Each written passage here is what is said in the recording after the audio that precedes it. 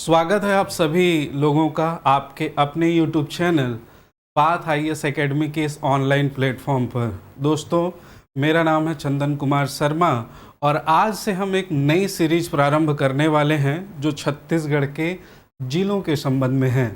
आप जानते हैं आज के डेट में तत्कालीन समय में छत्तीसगढ़ के 33 जिले हैं और उन 33 जिलों में हम मुख्यतः जो जिले हैं जो बहुत ज़्यादा इम्पोर्टेंट है उन जिलों पर चर्चा करेंगे।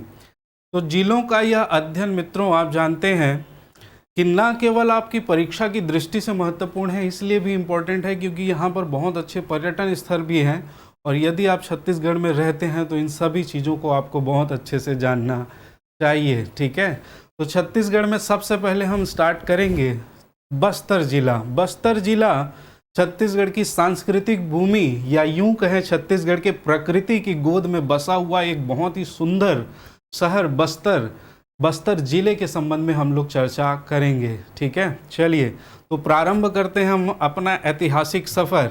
ये ऐतिहासिक दृष्टि से, पौराणिक दृष्टि से, सभी सांस्कृतिक दृष्टि से हम बात करें, जनजाति कला, जनजाति संस्कृति की दृष्टि से बहुत ही महत्वपूर्ण जिला है दोस्तों बस्तर। ठीक है, चलिए तो प्रारंभ करते हैं।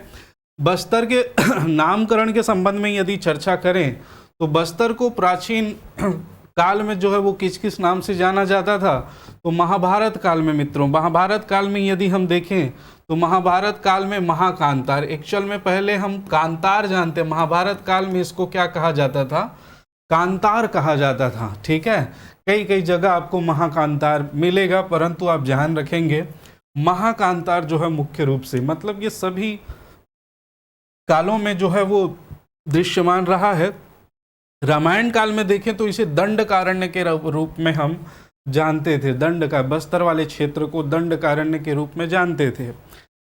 अब आपको पता है कि भगवान श्री राम को जब 14 वर्ष का वनवास हुआ था, ठीक है, 14 वर्ष को जब राम वन गमन पथ के बारे में आप डिटेल रूप से अध्ययन करेंगे तो पता चलेगा कि भगवान श्री राम जो है वो अपने वनवास काल का अधिकांश समय इसी दंडकारण्य क्षेत्र में बिताया था। आपको पता होगा, इसीलिए इस क्षेत्र को रामायण काल में किस नाम से संबोधित किया गया है, दंडकारण्य के नाम से। ठीक है, तो यदि हम बात करें बस्तर की तो इसका नाम बस्तर कैसे पड़ा, जनजाति भूमि, सांस्कृतिक भूमि हम बस्तर को कह सकते हैं, बस्तर का नाम बस्तर कैसे पड़ा। तो आप जानते हैं मित्रों बस्तर जो ये वाला क्षेत्र है, यदि आप मैपिंग अगर ठीक से जानते होंगे, आगे हम लोग चर्चा करेंगे, ये कांकेर है, ये कोंडागांव है और ये जो है वो नारायणपुर, बीजापुर, दंतेवाड़ा और सुकमा के से जो है वो नज़दीक हमारा बस्तर जिला। बस्तर को यदि हम देखें तो बस्तर जो शब्द है दोस्तों बांस और एक शब्द आता है तराई। ठीक है, अब ये इसका क्या संबंध है, तो इसका संबंध ये है कि पहले जो यहाँ पे बस्तर में बांस की डंडी से ऐसे झोपड़ी नुमा बनाकर यहाँ पर जो है वह लोग अपना जीवन यापन करते थे। ठीक है, बांस का स्ट्रक्चर बनाकर। ठीक, और ये भी जानते हैं कि यहाँ पर बांस के बहुत सारे लंबे लंबे वृक्ष भी आपको दिखाई देंगे। ठीक, तो इन्हीं के नीचे ये जीवन यापन करते थे और इसको क्या कहा जाता था, बांस की तराई। तराई मतलब नीचे, नीचे है, तल में है, इसीलिए इसको क्या कहते हैं, बांस की तराई में। तो ये बांस तर जो है वो पहले क्या कहा गया, बांस तर, फिर वो अपभ्रंश होते हुए क्या बन गया, बस्तर। तो ऐसी किंवदंतियाँ और ऐसे कई पौराणिक कथाएं, किंवदंतियाँ आपको बस्तर संबंध में, बस्तर जिले के संबंध में बहुत सारी कथाएं प्रचलित होंगी। देखते हैं हम कितनी सारी कथाओं को आपसे चर्चा में लेंगे और बहुत सारी चीज़ें, आप ऐसी चीज़ें जानेंगे जो आपको पता ना होगा। ठीक, तो इसी के अनुसार ये जो है वो कालांतर में फिर क्या कहलाया, बस्तर कहलाया मित्रों। क्या कहलाया, बस्तर कहलाया। ठीक है, तो ये है हमारा बस्तर। आप सभी देख रहे होंगे लाल कलर से जो कलर किया हुआ जिला है वो है बस्तर। बस्तर जो है वो रायपुर, छत्तीसगढ़ की राजधानी क्या है, नया रायपुर। नया रायपुर से लगभग 300 किलोमीटर की दूरी पर स्थित एक क्या कहें मनोरम जगह है बस्तर। ये है हमारा रायपुर और रायपुर से आप धमतरी होते हुए बालोद, कांकेर और कोंडागांव होते हुए नेशनल हाईवे नंबर 30 के जरिए बस्तर पहुंच सकते हैं और बस्तर में रुककर बस्तर की प्रकृति का आनंद ले सकते हैं। चलिए हम आगे बढ़ते हैं, हमारी जो कहानी है, हमारी जो बस्तर के संबंध में जानकारी है उसको आगे बढ़ाते हैं। ठीक है, देखिए हमने जाना बस्तर का नामकरण। यदि हम बात करें बस्तर जिला कब बना, थोड़ी सी इसकी प्रशासनिक जो बातें हैं उस पर थोड़ा सा चर्चा कर लें, उसके बाद फिर आगे हम लोग बढ़ेंगे दोस्तों। ठीक, यदि बात करें बस्तर, ये पूरा का पूरा जो जगह था वो पहले क्या कहलाता था, ब्रिटिश काल में बस्तर कहलाता था। ठीक है, आप जानते हैं छत्तीसगढ़ में 14 रियासतें थी विलीनीकरण के समय। विलीनीकरण के समय मतलब जब इसको भारत संघ में, भारत देश जब आज़ाद हुआ, तो जब आज़ाद हुआ मित्रों, तो भारत देश की ऐसी छोटी बड़े जितनी भी रियासतें थी उसको भारत संघ में क्या किए करना पड़ा, विलय करना पड़ा, ताकि एक भारत बनाया जा सके। ठीक, तो उसी समय बस्तर जो है वो क्या था, हमारा छत्तीसगढ़ के 14 रियासतों में एक रियासत था, जिसको 1 जनवरी, कब 14 रियासतों में एक रियासत थी बस्तर। ठीक है, एक रियासत क्षेत्र था, इसको कब विलय किया गया, 1 जनवरी 1948 को क्या किया गया, भारत संघ में विलय किया गया। और जब विलय किया गया तो 1 जनवरी 1948 को 3 जिले जो है वो बनाए गए थे मित्रों। एक था सरगुजा, एक था रायगढ़ और तीसरा था आपका बस्तर। ये जो हमारा बस्तर क्षेत्र है वो था एक जिला। जिला कब बना, 1 जनवरी 1948 को हमारा ये जिला था बस्तर, और ये इसी रूप में था। इसका अभी तक कोई भी जो है वो पृथकीकरण नहीं हुआ था, और भी अलग जिले नहीं थे, वर्गीकरण नहीं हुआ था। ठीक है, तो ये कब हुआ, तो अलग अलग समय अलग अलग जो है वो जिलों का गठन हुआ। ठीक, मैं थोड़ा सा इसमें मैप बना दूं ताकि आप लोगों को ये चीज़ें बहुत ही ढंग से समझ में आ जाए। ये देखिए, ठीक, इसकी बात करें जिले की तो ये है कांकेर। कांकेर, इसकी बात करें ये है कोंडागांव। कोंडागांव, ये है हमारा नारायणपुर।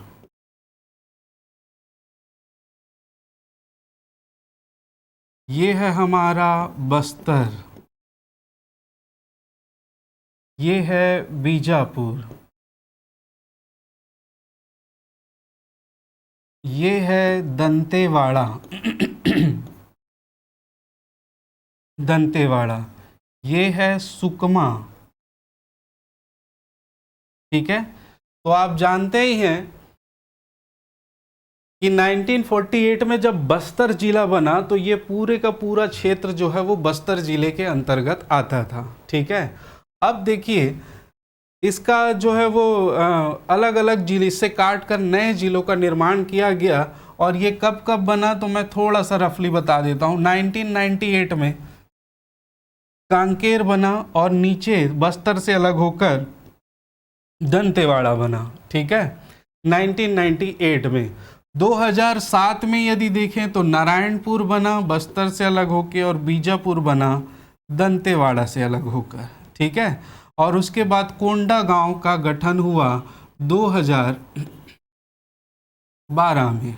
ठीक है, कब हुआ, 2012 में। ठीक, तो इस प्रकार से इन जिलों का जो है वो अलग अलग समय में निर्माण हुआ है, और बस्तर पृथक होकर जो है वह दोस्तों क्या बन गया, एक छोटा सा जिला बन गया, जो बस्तर बड़ा सा एक क्या था, जिला था। ठीक, इसी बीच में इस बस्तर को जिला जब सिकुड़ता गया तो बस्तर एक संभाग का दर्जा दिया गया, और बस्तर को संभाग का दर्जा कब दिया गया, 1981 में।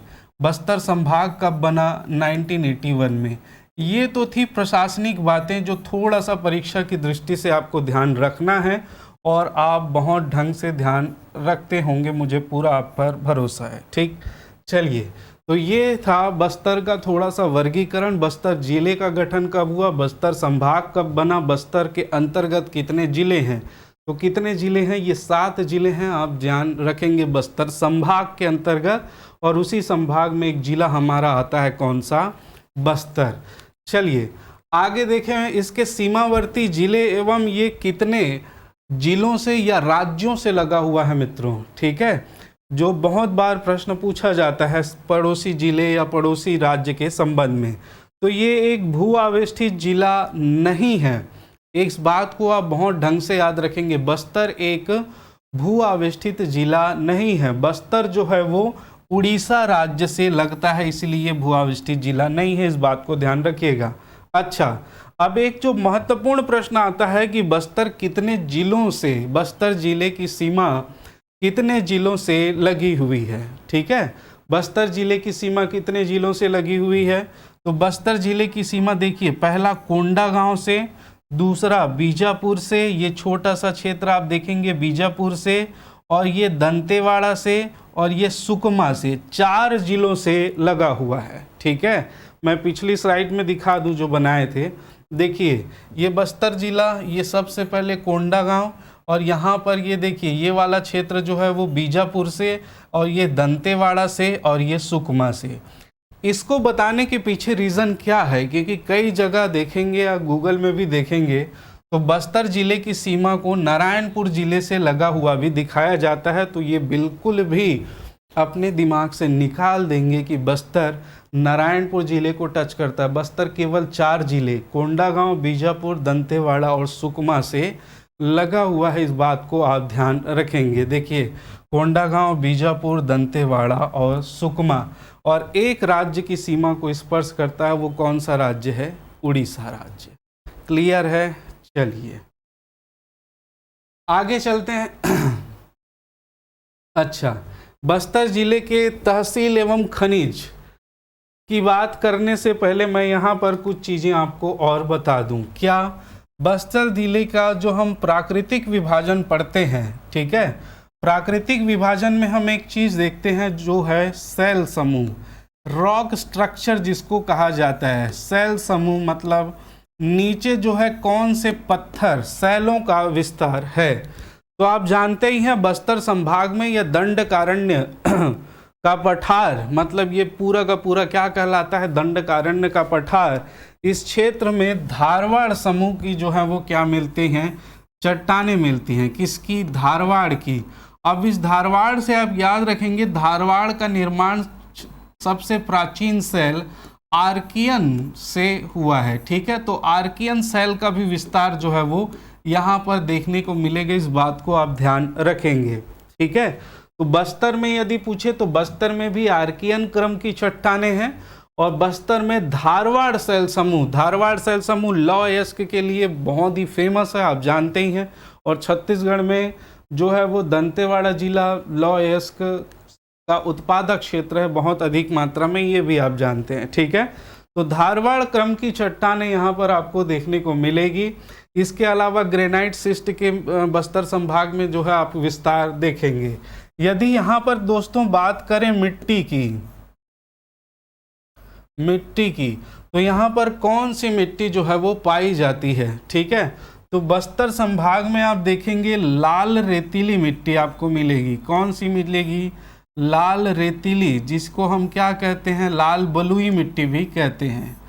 लाल रेतीली मिट्टी या लाल बलुई मिट्टी का जो है वो विस्तार यहाँ पे देखने को मिलता है, ठीक है। क्लियर है। चलिए अब देखिए आगे आप पढ़ेंगे तो आपको बहुत अच्छे ढंग से समझ में आएगा, और ये सारा मैप के माध्यम से आपको सारी चीज़ें बताई गई हैं मित्रों, तो आप देखिएगा आनंद आएगा, ठीक है। देखिए अब बात करें बस्तर जिले में तहसील और खनिज, तहसीलों की और खनिज की, तो यहाँ पर देखो बस्तर जिले में 7 तहसील हैं। कितने तहसील हैं बस्तर जिले में, 7 तहसील हैं, आप ध्यान रखेंगे। और 7 ही जो है वो विकास खंड है। विकास खंड भी कितने हैं, 7। तो जो जिले हैं वही इसके क्या हैं, विकास खंड है। कौन कौन सा जिला, ठीक, कौन कौन सा जिला आप ये देख रहे हैं। नेशनल हाईवे नंबर 30 जो है वो कहाँ से आता है दोस्तों, तो ये कवर्धा से होते हुए, आप जानते हैं कवर्धा बेमेतरा से होते हुए है ना, बलौदा बाज़ार, फिर रायपुर और फिर धमतरी, और बालोद के किनारे से, बालोद के सीमावर्ती जो है वो इलाके से गुजरकर ये कांकेर, कोंडागांव और फिर बस्तर, जगदलपुर तक जो है वो होते हुए जाती है। तो ये नेशनल हाईवे नंबर 30 बिल्कुल बीचों बीच गुजरती है, और नेशनल हाईवे नंबर 63 जो बीजापुर से होते हुए दंतेवाड़ा और दंतेवाड़ा से जगदलपुर और उड़ीसा की ओर निकल जाती है। तो दो नेशनल हाईवे यहाँ पर याद रखेंगे जो जगदलपुर में मिलती हैं, ये है नेशनल हाईवे नंबर 30 और नेशनल हाईवे नंबर 63। तो यहाँ पर देखिएगा, तहसीलों की बात कर रहे थे हम लोग, और जो बस्तर जिला है, उस बस्तर जिले में 7 तहसील मैंने बताया, और 7 ही क्या है उसके विकास खंड हैं। ठीक है, तो कौन कौन से 7, तो देखिए बहुत ही आसान तरीके से आप याद रख सकते हैं। यहाँ पर देखिए बस्तर एक संभाग है। ठीक है, जैसे ही आप एंटर करेंगे कोंडागांव से, तो सबसे पहले जो मिलेगा आपको बस्तर मिलेगा। इसके बाद है जगदलपुर।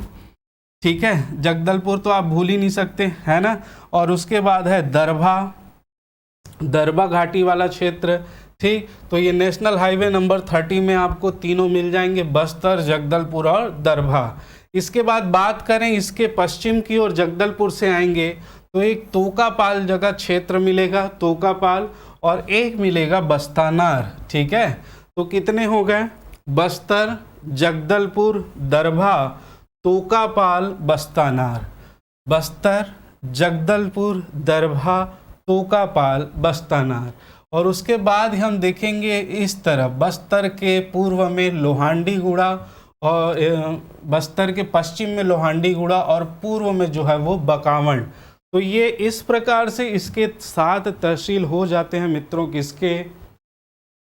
बस्तर जिले के। ठीक है, बस्तर जिले के ये 7 तहसील हैं, बस्तर, जगदलपुर, दरभा, तोकापाल, बस्तानार, लोहांडीगुड़ा और बकावंड। और यही 7 के 7 क्या है? यही 7 के 7 विकास खंड भी हैं, आप इसका ध्यान रखिएगा। बात करें खनिजों की, तो खनिजों की दृष्टि से भी ये बहुत ही महत्वपूर्ण है, खनिज यहाँ पर प्रचुर मात्रा में मिलता है। बात करें आसना, तारापुर, कुदारवाही, ये क्षेत्र आपको दिख रहा होगा, आसना, तारापुर, कुदारवाही, यहाँ पर जो है वो बॉक्साइट मिलता है दोस्तों। ठीक है, क्या मिलता है? बॉक्साइट, आसना, तारापुर, कुदारवाही। वहीं बात करें तिरिया, मचकोट और जीरा गांव में डोलोमाइट मिलता है। क्या मिलता है? डोलोमाइट। तिरिया, मचकोट और जीरा गांव में क्या मिलता है? डोलोमाइट मिलता है। वहीं बात करें बस्तर में थोड़ा सा संगमरमर पाया जाता है, और यहाँ पर एक पहाड़ी का विस्तार है मित्रों, और इस पहाड़ी का नाम है मांझी डोंगरी की पहाड़ी।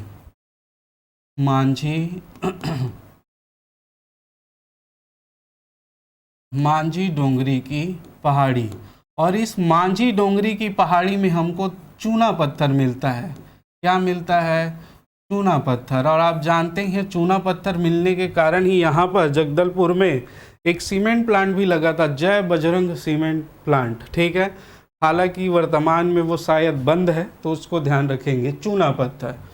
तोकापाल तो फेमस है, किम्बरलाइट की चट्टानें यहाँ पर पाई जाती है, जिसमें क्या मिलता है? हीरा मिलता है। क्या मिलता है? हीरा। और वहीं देखें दरभा घाटी में जो है वो अभ्रक, माइका हमको प्राप्त होता है।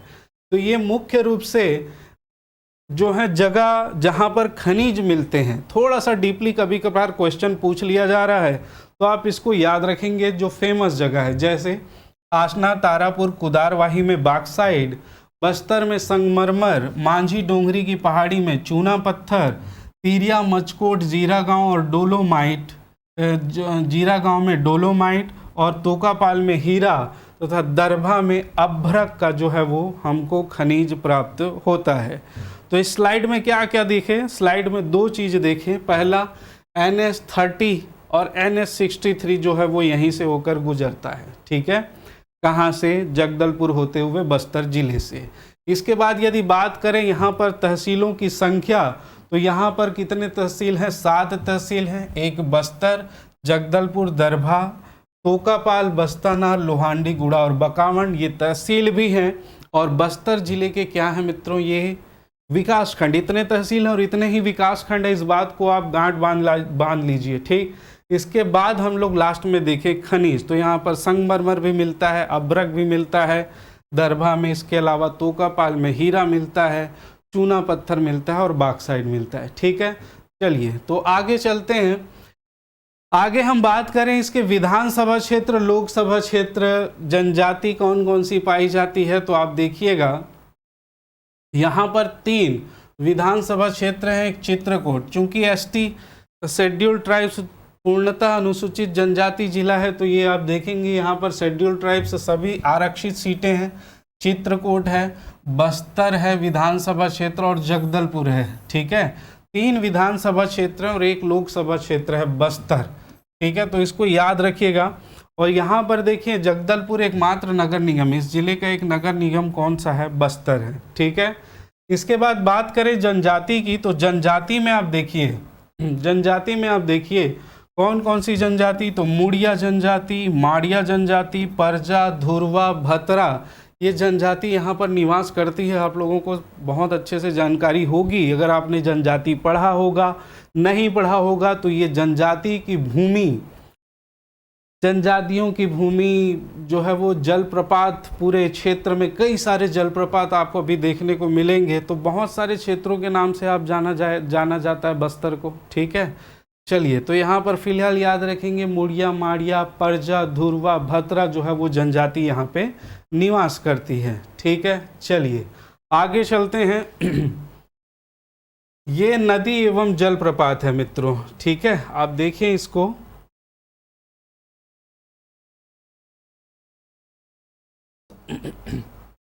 नदी एवं जलप्रपात, तो बस्तर जिले से होकर कौन कौन सी नदियां बहती हैं, बहुत ढंग से समझिएगा। ये जो क्षेत्र देख रहे हैं यहाँ से इंद्रावती नदी निकलती है, ठीक है। कहाँ से, तो ये महेंद्रगिरी पर्वत है दोस्तों। महेंद्रगिरी पर्वत में एक जगह है मुंगेर की पहाड़ी महेंद्रगिरी पर्वत कालाहांडी उड़ीसा से इंद्रावती नदी निकलती है। और ये इंद्रावती नदी जो है वो आप देखेंगे ये बस्तर को क्रॉस करके कहाँ इंटर करती है, दंतेवाड़ा में, और दंतेवाड़ा से ये होते हुए बीजापुर, और बीजापुर से होकर ये कहाँ पर विलीन हो जाती है, भद्रकाली, भोपालपट्टनम तहसील के भद्रकाली में ये गोदावरी नदी में जो है विलीन हो जाती है। इसका मतलब क्या, इसका मतलब यदि आपसे ये पूछे कि बस्तर जिला किस अपवाह तंत्र के अंतर्गत आता है, तो आप ढंग से याद रखेंगे बस्तर जिला जो है वो कौन से अपवाह तंत्र के अंतर्गत आता है, गोदावरी अपवाह तंत्र के अंतर्गत आता है, ठीक है।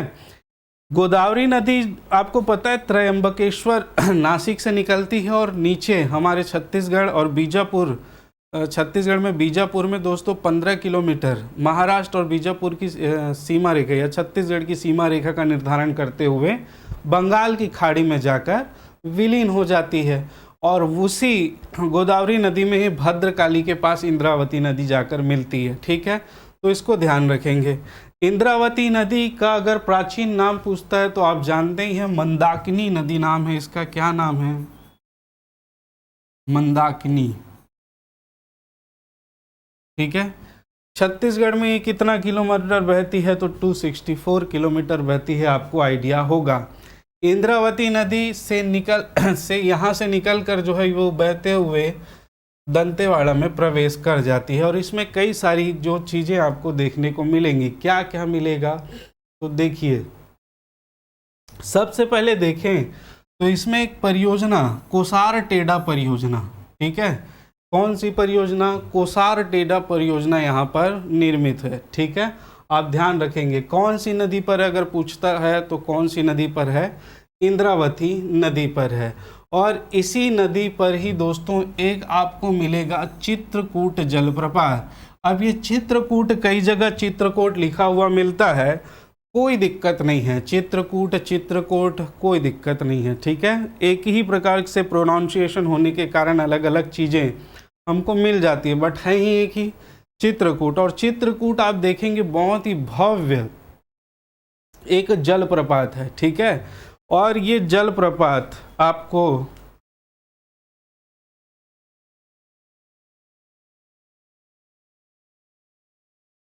ये है चित्रकूट जलप्रपात। मित्रों आप देख रहे होंगे, है ना।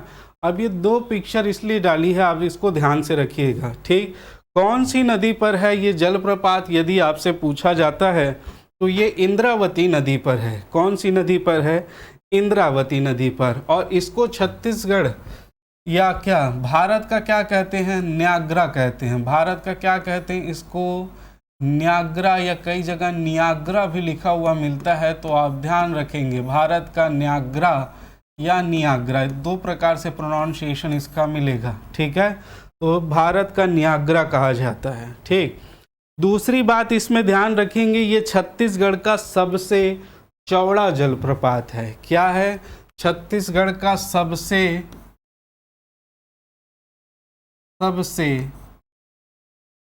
चौड़ा जलप्रपात।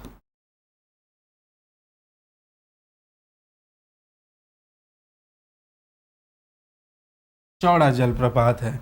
अब चौड़ा जलप्रपात है तो इसकी चौड़ाई कितनी होगी? तो इसकी चौड़ाई लगभग 300 फीट मिलेगी। इसकी चौड़ाई कितनी मिलेगी? 300 फीट। और यदि हम बात करें ऊंचाई की, ऊंचाई है इसका 90 फीट। चौड़ाई 300 फीट, ऊंचाई 90 फीट, ठीक है। ये जलप्रपात जो है इसकी आकृति घोड़े के नाल की जैसी है। ये घोड़े का नाल होता है, ऐसी नाल के जैसी इसकी आकृति आपको दिखाई देगी, ठीक।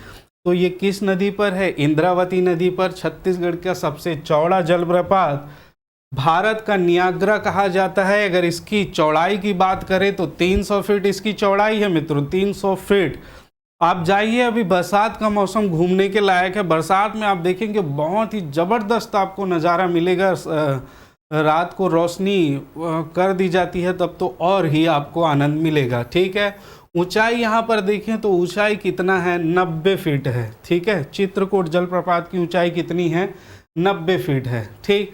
अब ये मैं दो इसमें पिक्चर डाला हूँ। एक पिक्चर में आप देखेंगे इसका जो वाटर है वो वाइट दिखाई दे रहा है, ठीक है।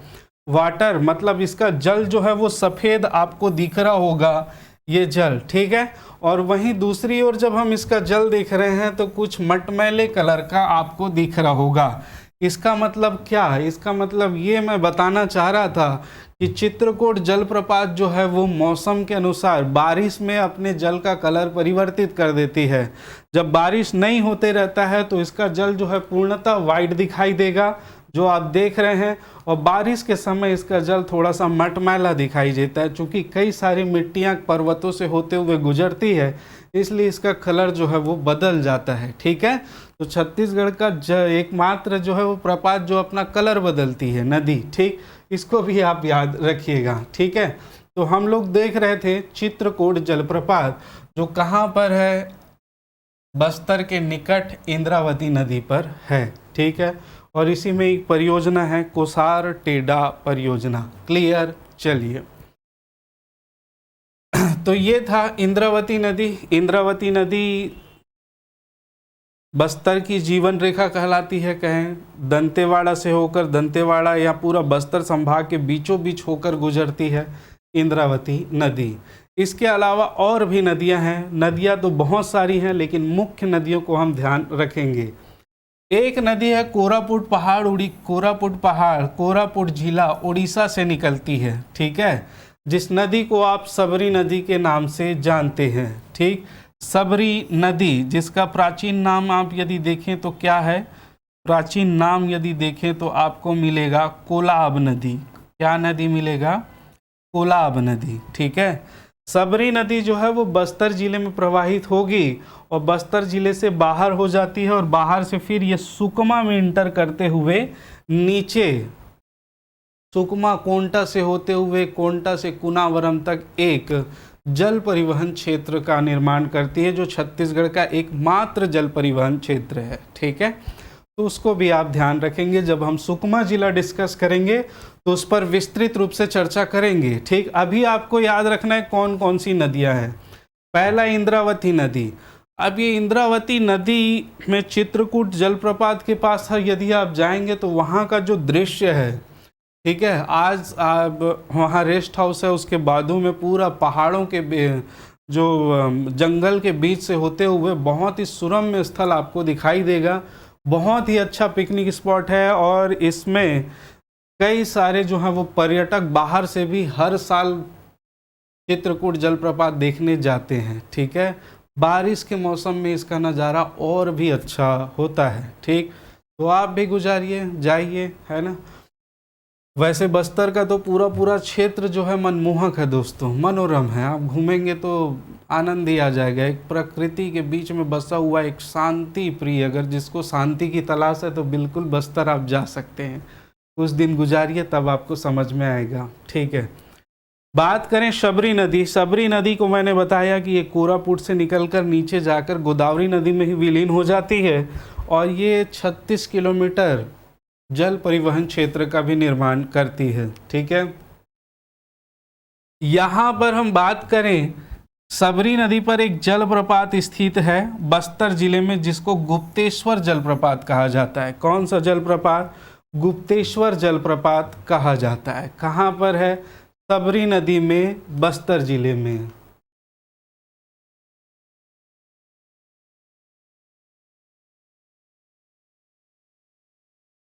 मैं देख रहा था कहीं उसका भी आपके लिए जो है क्या है, दृश्यमान चीज़ें जो है वो बहुत समय तक याद रहती है ना। चलिए कोई बात नहीं। तो गुप्तेश्वर जलप्रपात जो है वो कहाँ पर है? बस्तर में है। कौन सी नदी पर है? तो ये शबरी नदी पर है। ठीक है, तो याद रखेंगे गुप्तेश्वर जलप्रपात कौन सी नदी पर?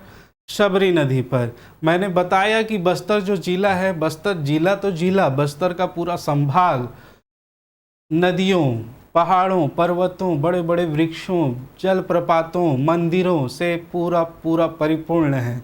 बहुत ही जो है वो पर्यटन स्थल की दृष्टि से बहुत ही अच्छी जगह है बस्तर। ठीक, तो यहाँ पर एक और जलप्रपात गुप्तेश्वर जलप्रपात जो पूछा जाता है। ठीक, यहाँ पर देखिए यहाँ पर एक नदी निकलती है जिसका नाम है मुनगा बहार नदी। ये जो नदी है मित्रों, इस नदी का नाम है मुनगा बहार नदी। मुनगा बहार।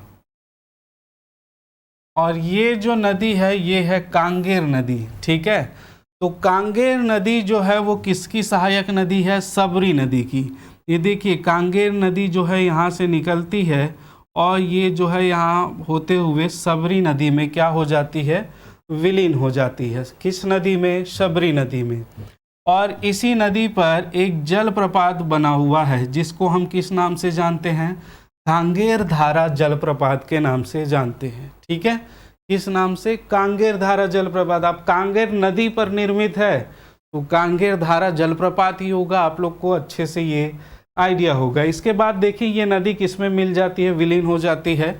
शबरी नदी में विलीन हो जाती है। कांगेर जलप्रपात, कांगेर नदी। ठीक है, इसी नदी की एक सहायक नदी है दोस्तों, मुनगा बहार नदी। ठीक, सहायक नदी है मुनगा बहार नदी। मुनगा नहार नदी जो है वो कांगेर नदी में यहाँ पर विलीन हो जाती है।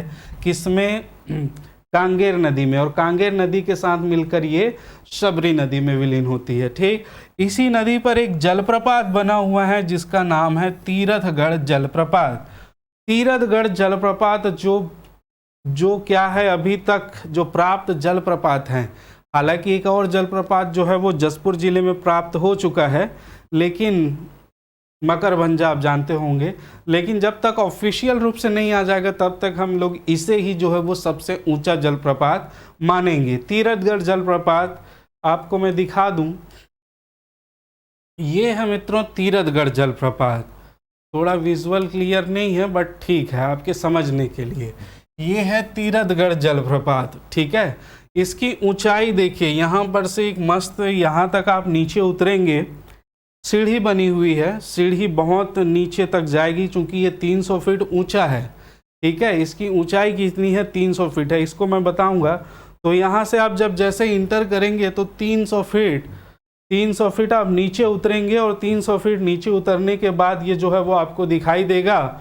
और इसके बाद यहाँ से देखिए ये कई प्रकार के खंडों में जो है वो नीचे गिरेगा दोस्तों, टुकड़ों टुकड़ों में। और ये इसकी ऊंचाई की बात करें हम लोग, इसकी पूरी ऊंचाई, तो इसकी ऊंचाई कितनी है, 300 फीट है। ठीक है, तो इसमें आपको कंफ्यूज नहीं होना है। तीरथगढ़ जो है वो सबसे ऊंचा जलप्रपात है और चित्रकूट जो है वो सबसे चौड़ा जलप्रपात है। ये प्रश्न पूछा गया था और इसमें अधिकतर लोगों को जो है वो दिक्कतें हुई थी। ठीक, तो आपको ध्यान रखना है तीरथगढ़ जलप्रपात। तीरथगढ़ जलप्रपात कांगेर घाटी राष्ट्रीय उद्यान के लिए अब जब जाओगे तो बीच में एक जगह मिलेगा जहाँ से कुटुमसर गुफा, जो अभी हम लोग पढ़ेंगे, कुटुमसर गुफा की ओर मुड़ने के लिए जब एक चौक आता है जहाँ से आपको पर्ची लेनी पड़ती है, जहाँ से उसके लिए गाड़ी से आपको ले जाया जाता है, वहीं से दाएं साइड में एक रास्ता कटता है जो बहुत ज़बरदस्त कांगेर घाटी से होते हुए, उस घाटी से आप गुजरोगे, आगे बढ़ोगे, उसमें ही आपको पता चल जाएगा। मतलब ऐसा मनोरम दृश्य अभी तक तो मैंने नहीं देखा है कहीं भी। बहुत ही सुंदर आपको फीलिंग होगा दोस्तों, क्योंकि एक तरफ घाटी और रोड और पूरे बीच में बड़े बड़े वृक्ष और दूर तक पूरे जंगल ही जंगल आपको दिखाई देंगे। तो वहाँ से जब आप आगे जाओगे तो वहीं पर मिलेगा तीरथगढ़ जलप्रपात। और तीरथगढ़ जलप्रपात सबसे ऊंचा जलप्रपात है, इसकी ऊंचाई 300 फीट है और इसकी यदि चौड़ाई पूछे तो इसकी चौड़ाई 90 फीट है। हालांकि कई सारे बुक में अलग अलग दिया गया है, लेकिन आप इसको स्टैंडर्ड इसका आंसर लिया गया था, इस प्रकार से इसको अभी आप याद रखेंगे। और भी अगर इसमें सुधार होगा तो हम लोग उस पर चर्चा कर लेंगे। ठीक है, तो ये आप याद रखेंगे। तीरथगढ़ जलप्रपात कौन सी नदी पर है, तो ये है मुनगा बहार नदी पर। कौन सी नदी पर, मुनगा बहार नदी पर। मुनगा बहार नदी किसकी सहायक नदी है, तो ये कांगेर नदी की सहायक नदी है। कांगेर नदी सबरी नदी की सहायक नदी है। ठीक है, बढ़िया। इसी में एक और नदी जो है वो आकर मिलती है। ठीक है, ये एक पहाड़ी नदी है दोस्तों, पहाड़ी नाला जो होता है। ठीक, मौली भाटा करके एक जगह है, वहाँ पर एक पहाड़ी नदी जो है वो कांगेर नदी में आकर मिल जाती है। और उसी नदी पर एक जलप्रपात बना हुआ है जिसको हम मंडवा जलप्रपात कहते हैं। कौन सा जलप्रपात, मंडवा जलप्रपात। ठीक है, आप ध्यान रखिएगा। ठीक, चलिए, इसके बाद एक जगह आपको याद रखनी है, बहुत ही सुंदर, विनता घाटी। बस्तर के नज़दीक है एक विनता घाटी, पर्वतों की एक श्रृंखला है। इस घाटी को बस्तर का कश्मीर कहा जाता है मित्रों। बस्तर का क्या कहते हैं, कश्मीर। और छत्तीसगढ़ का कश्मीर किसे कहते हैं, तो चैतुरगढ़ को कहते हैं। याद रखिएगा, कंफ्यूज मत होइएगा। ठीक है, बस्तर का कश्मीर बहुत ही सुंदर घाटी है, विनता घाटी। इसी घाटी में एक जगह है जिस तामड़ा बहार नाला बहती है। ठीक है, घूमरपारा एक जगह है दोस्तों। यहाँ पर कुछ चीज़ें आप याद रखेंगे। क्या क्या याद रखेंगे, एक शब्द जो बार बार प्रयोग होता है, घूमर। घूमर यहाँ की स्थानीय भाषा में जलप्रपात को कहते हैं। ठीक है, इसको कहते हैं जलप्रपात को। एक आया है शब्द तामड़ा। तामड़ा इस यहाँ पर कहा जाता है मयूर को। तामड़ा किसको कहते हैं, मयूर को। ठीक है, ध्यान रखने का। नाला, नाला को यहाँ पर बहार कहा जाता है। ठीक, तो यहाँ पर घूमरपारा एक जगह है। घूमरपारा के पास ही एक पहाड़ी नाला बहती है। ठीक है, पहाड़ी नाला बहती है। उस नाले के आसपास मयूरों का, किसका, मयूरों का एक झुंड जो है, मयूरों का झुंड वहाँ पर दिखाई पड़ता है। मयूर वहाँ पर अधिकतर देखे जाते हैं और इसी कारण अब चूंकि मयूर वहाँ पर देखे जाते हैं तो मयूर को यहाँ पर तामड़ा कहा जाता है। तो इसी कारण इस नाले को, चूंकि मयूर बहुत सारे मात्रा में वहाँ पर मिलते हैं तो मयूरों का बहार है ना, तो इस नाले को तामड़ा बहार कहा जाता है। क्या कहा जाता है, तामड़ा बहार नाला कहा जाता है। ध्यान रखेंगे। ठीक, घूमर, घूमर को क्या कहेंगे, जलप्रपात। तामड़ा मयूरों को। ठीक, यहाँ पर क्योंकि देखिए यहाँ पर नदियाँ बहुत सारी हैं। एक मिनट दोस्तों, मैं पानी पी लूँ।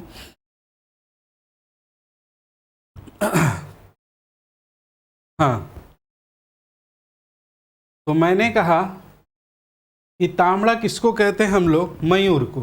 ठीक है, मतलब आदिवासी अपनी भाषा में मयूर को कहा जाता है। ठीक, घूमर कहा जाता है जलप्रपात को। तो यहाँ पर मयूरों की श्रृंखला जो है वो हमको दिखाई पड़ती है, और इसी श्रृंखला के कारण ये जो नाला है उसको हम लोग तांबड़ा बहार नाला कहते हैं।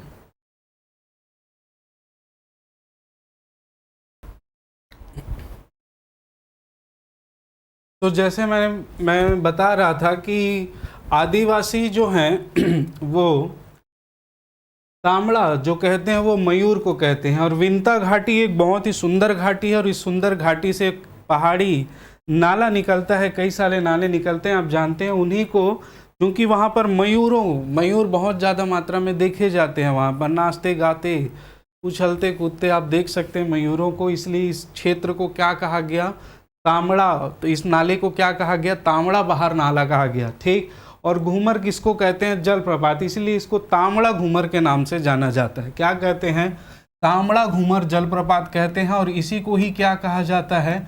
मयूरा जलप्रपात भी कहा जाता है। क्या कहा जाता है? मयूरा जलप्रपात कहा जाता है। तो इन दो चीज़ों को आप विशेष रूप से ध्यान रखिएगा। ठीक है, तांबड़ा बहार जलप्रपात कहाँ पर है? विंता घाटी में तांबड़ा बहार जलप्रपात, उसी को क्या कहते हैं हम लोग? मयूरा जलप्रपात कहते हैं। ठीक, चलिए आगे बढ़ें। तो आगे हम लोग देखेंगे और जो दो जलप्रपात हैं यहाँ पर, चित्रधारा जलप्रपात और महादेव घूमर जलप्रपात। तो ये दो जलप्रपात और हैं, इसको भी आप ध्यान रखेंगे। छोटे छोटे पहाड़ी नालों में कई सारे झरने जो हैं वो निकलते हैं। इन झरनों को उस जगह के हिसाब से, उसके नाम से इसको जाना जाता है। उसी में महत्वपूर्ण में से आप ले लीजिएगा दो, चित्रधारा जलप्रपात और महादेव घूमर जलप्रपात यहाँ पर देखने को मिलेंगे। इसके अलावा यहाँ पर मटनार जल विद्युत परियोजना भी है। कहाँ पे? बस्तर जिले में। कौन सा? मटनार जल विद्युत परियोजना। तो मैंने जो ये हमारा साइट था नदी एवं जलप्रपात, मैंने बहुत सारी जलप्रपातों पर और नदियों पर, जितने सारे हो सकते थे इसमें से जलप्रपात और नदी में बस्तर ज़िले में, इससे ज़्यादा फैक्ट आपको कभी नहीं पूछे जाएंगे। और ये इम्पोर्टेंट हैं कई सारे। अगर हम लोग बात करने की दृष्टि से देखें तो बहुत सारी चीज़ें आपको और मिलेंगी, परंतु हमारे एग्ज़ाम के पर्पस की दृष्टि से, परीक्षा की दृष्टि से ये इतने आपको विशेष रूप से ध्यान रखने हैं। ठीक है, तो कांगेर जलप्रपात है, चित्रकूट जलप्रपात है, तीरथगढ़ जलप्रपात है, ये प्रमुख जलप्रपात है। चित्रकूट जलप्रपात देखा हमने, तीरथगढ़ जलप्रपात देखा। तीरथगढ़ 300 फीट ऊंचाई इसकी बहुत ज़्यादा। इसके बाद बात करें कि ये कांगेर धारा जलप्रपात है। ठीक है, ये क्या है? कांगेर धारा जलप्रपात है। ये कांगेर घाटी राष्ट्रीय उद्यान में जो फैला हुआ है कांगेर धारा जलप्रपात। ठीक है, चलिए आगे बात करें तो ये तांबड़ा घूमर जलप्रपात है। जो जलप्रपात आप देख रहे हैं कौन सा है? तांबड़ा घूमर जलप्रपात। ठीक, इसके बाद ये मेंद्री घूमर जलप्रपात भी, हाँ यहाँ पे आपको मेंद्री घूमर जलप्रपात भी देखने को मिलेगा। ठीक, मैंने बताया ना कि जब बारिश होती है, चूंकि ये पहाड़ी क्षेत्र है, और जब बारिश होती है तो कई सारे छोटे छोटे पहाड़ी नाले के रूप में बहते हैं, और पहाड़ के ऊपर से जो है वो जल नीचे प्रवाहित होती है तो छोटे छोटे झरनों का रूप ले लेता है, और यही झरना जो है वो जलप्रपात के नाम से जाना जाता है। तो मेन जो है वो पूछा जाता है, और मेन की दृष्टि से याद रखते, नहीं तो इतने सारे हैं। आप लोग पेपर में जब भी बरसात जब चालू हो जाता है तो सारे न्यूज़ में, सारे समाचार पत्रों में आप चीज़ें देखते होंगे कि ये जलप्रपात वो जलप्रपात पिक्चर के साथ आते रहता है। वो क्या है? बारिश में अधिकतर देखे जाने वाले जलप्रपात होते हैं जो ऊपर से नीचे की ओर गिरते हैं, आप जानकारी रखते हैं। ठीक है, तो अब हम बात करेंगे कांगेर घाटी राष्ट्रीय उद्यान एवं गुफाओं की। ठीक है, कांगेर घाटी राष्ट्रीय उद्यान, नेशनल पार्क। तो नेशनल पार्क जो है वो नेशनल पार्क या राष्ट्रीय उद्यान किसे कहते हैं? तो यहाँ पर दोस्तों विभिन्न प्रकार के जीव जंतुओं को, वृक्षों को क्या रखा जाता है? संरक्षित किया जाता है। ठीक है, यहाँ मानव गतिविधियाँ पूर्णतः वर्जित होती है। ठीक, इनका जो है वो स्पेशल निवास माना जाता है। यहाँ लकड़ी काटने संबंधी वनोपसंग्रहण पूर्णतः वर्जित रहता है, आप जानते ही हैं। कांगेर घाटी राष्ट्रीय उद्यान की स्थापना कब हुई थी? तो इसकी स्थापना हुई थी 1982 में। ठीक है, कब हुई थी? 1982 में। और यदि हम इसके क्षेत्रफल की बात करें तो इसका क्षेत्रफल है 200 वर्ग किलोमीटर। कितना? 200 वर्ग किलोमीटर क्षेत्र में विस्तृत है। ठीक है, बात करें छत्तीसगढ़ में तो छत्तीसगढ़ में 3 नेशनल पार्क है, 3 राष्ट्रीय उद्यान हैं। कौन कौन से 3 राष्ट्रीय उद्यान हैं मित्रों? तो एक आप जानते हैं इंद्रावती राष्ट्रीय उद्यान जो बीजापुर में है। ठीक है, एक है आपका गुरु घासीदास राष्ट्रीय उद्यान जो मनेन्द्रगढ़, भरतपुर, चिरमिरी और कोरिया वाले क्षेत्र में फैला हुआ है। ठीक है, मनेन्द्रगढ़, भरतपुर, चिरमिरी और कोरिया वाले क्षेत्र में फैला हुआ है। इसके बाद यदि हम बात करें, कांगेर घाटी राष्ट्रीय उद्यान जो है वो एशिया का पहला बायोस्फीयर रिजर्व था। क्या था? बायोस्फीयर रिजर्व था। ये मित्रों आप ध्यान रखेंगे 1982 से लगाकर 1985 तक ये बायोस्फीयर रिजर्व था, और उसके बाद कुछ टर्म्स ऑफ कंडीशन की वजह से इसको हटा दिया गया। अब वर्तमान में ये बायोस्फीयर रिजर्व नहीं है। ठीक, याद रखेंगे कांगेर घाटी राष्ट्रीय उद्यान। कांगेर घाटी राष्ट्रीय उद्यान के बीच से ही कांगेर नदी जो है वो प्रवाहित होती है। ठीक है, क्या होती? कांगेर घाटी राष्ट्रीय उद्यान से कांगेर नदी प्रवाहित होती है। यहाँ पर आप याद रखेंगे, यहाँ पर तितली पार्क है।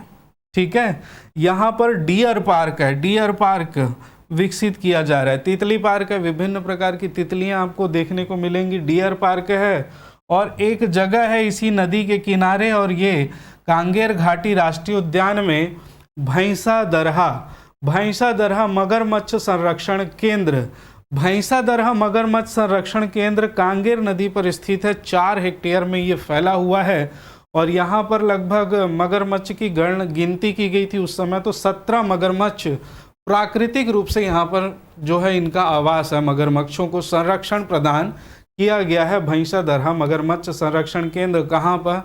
कांगेर घाटी राष्ट्रीय उद्यान में। कांगेर घाटी राष्ट्रीय उद्यान में जैसे इंटर करेंगे, यहाँ पर आपको बहुत सारी गुफाएं जो है वो देखने को मिलेंगी। बहुत सारी गुफाएं हैं दोस्तों। इन सभी चीज़ों को आप जो क्रमबद्ध एक एक चीज़ याद रख रहे हैं उसको बहुत ढंग से नोट करते हुए चलिएगा। अगर आप परीक्षा की दृष्टि से इसको देख रहे हैं तो बिल्कुल आप पूरी की तरह एक एक चीज़ जो मैं बता रहा हूँ नोट करते हुए चलेंगे। ठीक, तितली पार्क है, डियर पार्क है, भैंसा दरहा मगरमच्छ संरक्षण केंद्र है जहाँ पर मगरमच्छ को प्राकृतिक रूप से संरक्षण प्रदान किया गया है। इसके अलावा कोटमी सोनार में भी मगरमच्छ संरक्षण केंद्र है। इसके अलावा नारायणपुर में भी है। तो ये 2-3 जगह ही है, ये नेचुरल रूप से यहाँ पर इनका संरक्षण किया जाता है। इस प्रकार से ध्यान रखेंगे। कांगेर घाटी राष्ट्रीय उद्यान जैसे ही जाते हैं हम दरबा तहसील के अंतर्गत, मैंने बताया जब आप तीरथगढ़ जलप्रपात की ओर जाएंगे तो वहां पर से कुटुमसर की ओर बाएं कुटुमसर गुफा। सबसे पहले गुफाओं में बात करें हम कुटुमसर गुफा। अच्छा, मैंने यहाँ पे ये कांगेर घाटी राष्ट्रीय उद्यान आप देख रहे हैं। कांगेर घाटी राष्ट्रीय उद्यान, ये जीप यहाँ पर खड़ी हुई है और इन्हीं जीप के माध्यम से आपको जो है पहुँचाया जाता है कुटुमसर गुफा में। बरसात में आप वहाँ पर नहीं पहुँच सकते। ठीक है, तो ये सबसे पहले गुफा की बात करेंगे, कुटुमसर गुफा की, जो कांगेर घाटी राष्ट्रीय उद्यान में स्थित है। ठीक है, इसका जो प्रवेश द्वार है वो गुपनसर की पहाड़ी है। दरभा से आप पूर्व की ओर जाएंगे तो गुपनसर पहाड़ी में जो है वो इसका प्रवेश द्वार बनाया गया है, गुपनसर पहाड़ी। ठीक, यहाँ पे आप जब जाएंगे तो ये बहुत ही, इसकी खोज किसने की थी? सबसे पहले जो ये प्रश्न आता है, इसकी खोज किसने की थी कुटुमसर गुफा की? तो कुटुमसर गुफा की सबसे पहले खोज तो यहाँ के आदिवासियों ने ही कर ली थी। यहाँ के आदिवासियों ने सन 1900 में इस गुफा की खोज कर ली थी, लेकिन डर के मारे वो गुफा के अंदर नहीं जा रहे थे। उसके बाद क्या हुआ कि एक शासकीय हमीदिया कॉलेज, शासकीय हमीदिया महाविद्यालय कहाँ? भोपाल, एक प्रोफेसर और विभागाध्यक्ष थे। प्रोफेसर और विभागाध्यक्ष डॉक्टर शंकर तिवारी, प्रोफेसर थे और विभागाध्यक्ष थे डॉक्टर शंकर तिवारी। डॉक्टर शंकर तिवारी ने 1951 में, कब?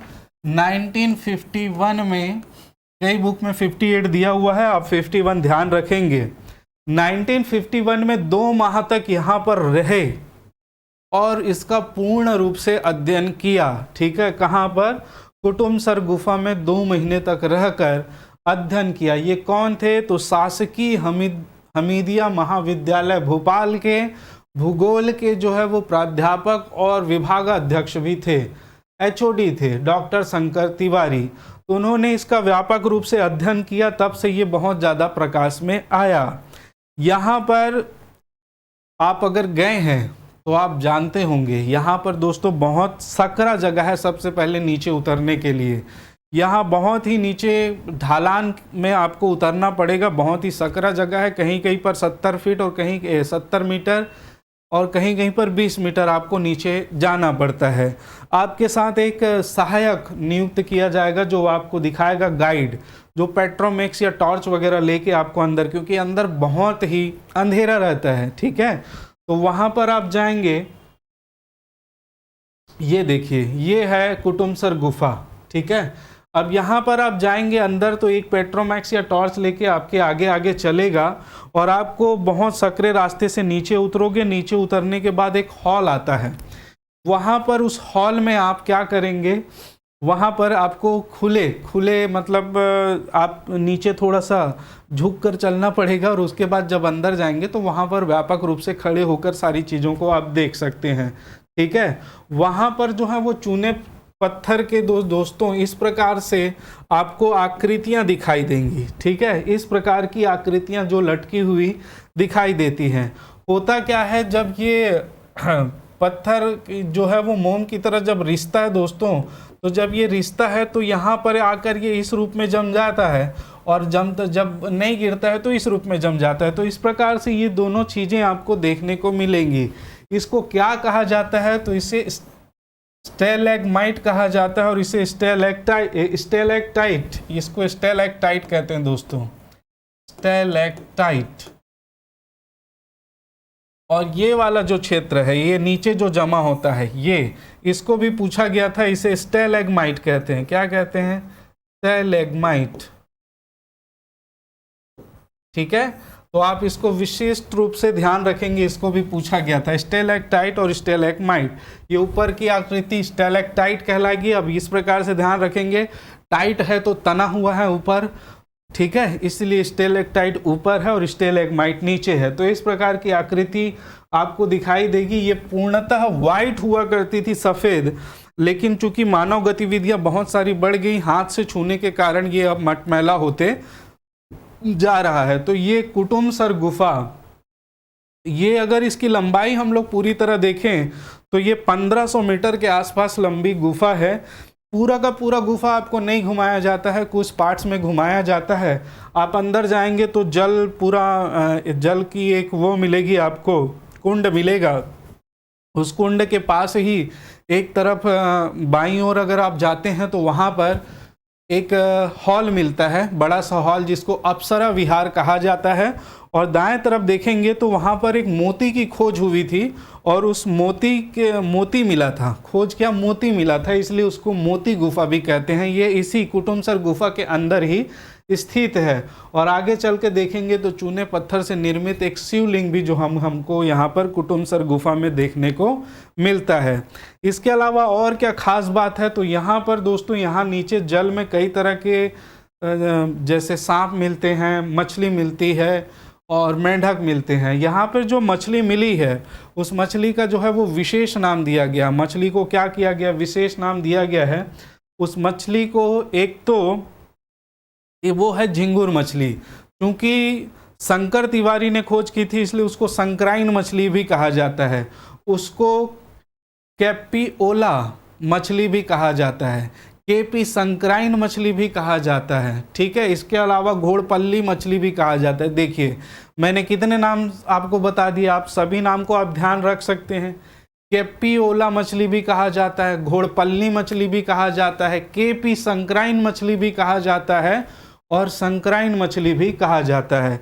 और ये अंधी मछली होती है। अंधी इसलिए होती है मित्रों, यहाँ पर अंदर तो लाइट सूर्य का प्रकाश मिलता नहीं, बहुत ज़्यादा अंधेरा रहता है और शरीर का कोई भी अंग, आप जानते हैं मानव प्रकृति, शरीर का कोई भी अंग जो है वो अधिक समय तक यदि काम नहीं किया तो फिर वो टोटल निष्क्रिय हो जाता है, काम करना क्या कर देता है, बंद कर देता है। उसी प्रकार से यहाँ पर जो मछलियाँ पाई जाती हैं इसी वजह से अंधी पाई जाती हैं, जिसको हम क्या कहते हैं, संक्राइन मछली, घोड़पल्ली मछली, कैपियोला मछली भी कहते हैं, ठीक है। तो ये है कुटुम्बसर गुफा, मेरे ख्याल से आप ध्यान रखेंगे। मेन चीज़ें आपको ध्यान रखनी है, इसकी खोज किसने की थी और कब की थी। तो वनवासियों ने पहले ही कर ली थी, बाद में जो है वो शंकर तिवारी, डॉक्टर शंकर तिवारी ने इसकी खोज की थी, जो प्रोफेसर थे कहाँ पर, शासकीय हमीदिया कॉलेज महाविद्यालय भोपाल में, ठीक। चलिए नेक्स्ट बात करें कैलाश गुफा। तो यहीं पर दोस्तों एक और गुफा है जिसको हम जानते हैं कैलाश गुफा के नाम से। किस नाम से? कैलाश गुफा, ठीक है।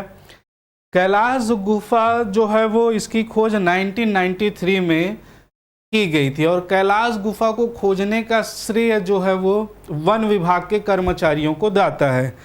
क्यों जाता है? क्योंकि वन विभाग के कर्मचारी जो हैं एक बार ऐसी घूमते घूमते जो है वो इन्होंने एक प्रवेश द्वार देखा, ठीक है, एक प्रवेश द्वार देखा था और वहाँ पर स्टेलेक्टाइट स्टेलेगमाइट के वाइट बड़े बड़े जो है वो उन्होंने आकृतियाँ देखी और चूंकि वो वाइट थी इसलिए उनको लगा कि जैसे आप कैलाश गए होगे, कैलाश पर्वत गए भी नहीं होगे तो देखे तो होगे यूट्यूब में, वो एकदम वाइट बर्फ़ के समान ढकी हुई पूरा आपको दिखाई देगा। तो पहली बार जब इन लोगों ने देखा वहाँ पे वन श्रमिक जो थे उन लोगों ने, तो उनको भी पूरा वाइट दिखा और कैलाश के समान प्रतीत हुआ, इसलिए उन लोगों ने इसका नाम क्या रख दिया? कैलाश गुफा नाम रख दिया, ठीक है। कैलाश गुफा की खोज कब हुई थी अगर बात की जाए तो ये 1993 में वन श्रमिकों द्वारा की गई थी, इसको आप ध्यान रखिएगा। इसके बाद बात करें दंडक गुफा। दंडक गुफा जो है दोस्तों, दंडक गुफा की खोज जो हुई थी वो 1995 में हुई थी, ठीक है। मैं यहाँ पर आपकी जानकारी के लिए छोटा छोटा लिख देता हूँ ताकि आप लोग इसको ध्यान रखें। वैसे आप अगर आप लिख रहे होंगे तो आप नोट बनाते समय इन चीज़ों को बार बार सुने और बार बार रिवीजन करके लिखेंगे तो और भी ज़्यादा आपको मज़ा आएगा। 1995 में क्या हुआ था, तो इस जंगल में दोस्तों आग लग गई थी, ठीक है। तो जंगल में आग लग गई थी, तो आग लग गई तो उसको बुझाने के लिए जब वहाँ पर लोग गए तो उन लोगों ने एक गुफा वहाँ पर उन लोगों ने देखा जिसको दंडक गुफा नाम दिया गया 1995 में। लाला जगदलपुरी ने इसको शिव पार्वती गुफा नाम दिया है। क्या नाम दिया है? शिव पार्वती गुफा। ये दंडक गुफा जो है वो दोस्तों इसकी खोज किसने की थी? तो इसकी खोज आप ध्यान रखेंगे, दंडक गुफा की खोज पतिराम तारण, क्या नाम है? पतिराम तारण नामक व्यक्ति को इसके खोज करने का श्रेय जाता है। पतिराम तारण को दंडक गुफा की खोज की थी, लेकिन लाला जगदलपुरी ने इसको क्या नाम दिया था? लाला जगदलपुरी ने इसको नाम दिया क्या? शिव पार्वती गुफा। देखिए ये जो जानकारी आपको प्रेषित की जा रही है मेरी ओर से, वो जानकारी आपके एग्ज़ाम की दृष्टि से और आपको ये चीज़ें समझ में आ जाए उसकी दृष्टि से प्रेषित की जा रही है। हम चाहें मित्रों तो इस क्लास के सेशन को सिर्फ बस्तर ज़िले को ही डिस्कस हम लोग कम से कम 4 से 5 घंटा ले सकते हैं। अगर मैं एक एक चीज़ का अगर पूर्णतः विश्लेषण करूं कि आपको किस जगह से होते हुए यहाँ जाना है और कौन सी पगडंडी पकड़नी है, कितने किलोमीटर की पगडंडी पकड़नी है, तो वो क्लासेस जो है बहुत ही ज़्यादा विस्तृत हो जाएगी और वो आपके दृष्टि से भी कोई मतलब का नहीं है। इसलिए मैं इसमें ज़्यादा डिटेल में नहीं जा रहा हूँ। जो मुख्य बातें हैं, जिन चीज़ों के बारे में आपको जानना चाहिए, जिन चीज़ों से आपका एग्ज़ाम निकलेगा केवल उन्हीं चीज़ों को आप विशेष रूप से ध्यान रखेंगे, ठीक है। तो इसीलिए आप इसको ध्यान रखिएगा। दंडक गुफा लाला जगदलपुरी ने शिव पार्वती गुफा इसको नाम दिया। पति राम तारण ने इसकी खोज की थी। इस बात को आप ध्यान रखिएगा, ठीक है। इसके बाद देखें एक और गुफा है रानी गुफा, दरबा तहसील। अगर जगदलपुर से आप सुकमा के रास्ते में जाएंगे तो दरबा से पहले एक और गुफा आपको देखने को मिलेगा। चूंकि इस तरफ पूरा पहाड़ों का विस्तार है दोस्तों, आप देखेंगे है ना, बहुत सारे मंगलपुरी की पहाड़ी मिलेगी, ठीक है, दरबा वैली, दरबा घाटी मिलेगी, कांगेर घाटी मिलेगी। तो ये सारे घाटी वाले क्षेत्र हैं, ठीक। तो ये घाटी वाले क्षेत्र हैं, तो यहाँ पर पहाड़ों का विस्तार और बहुत सारी गुफाएं आपको मिलेगा। यहाँ पर एक रानी गुफा है, ठीक है। तो यहाँ मैंने बताया सुकमा के रास्ते में बीच में आपको रानी गुफा मिलेगी, जिसको यहाँ पर लोग बड़ी रानी के गुफा के नाम से जानते हैं।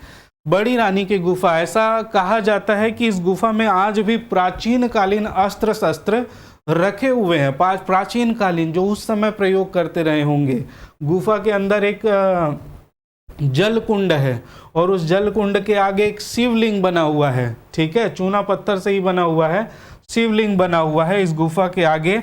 और रानी जो है वहाँ पर स्नान करती थी और स्नान करके जो है वो क्या करती थी, यहीं पर शिव जी को जल चढ़ाती थी। इसीलिए इस गुफा का नाम क्या कर दिया गया है, रानी गुफा के नाम से हम लोग इसको जानते हैं। किस गुफा के नाम से, रानी गुफा के नाम से, ठीक है। आप इसको भी ध्यान रखिएगा। इसके बाद बात करें अरण्यक गुफा। यहाँ पर दोस्तों हम लोग देखेंगे तोकापाल तहसील के अंतर्गत एक पहाड़ी क्षेत्र पड़ता है, मंगलपुरी की पहाड़ी। मंगलपुरी की पहाड़ी में ही एक गुफा है, अरण्यक गुफा है। मंगलपुरी की पहाड़ी से ही एक नाला भी निकलती है, जिसको भी आपको ध्यान रखना है, गंडदेल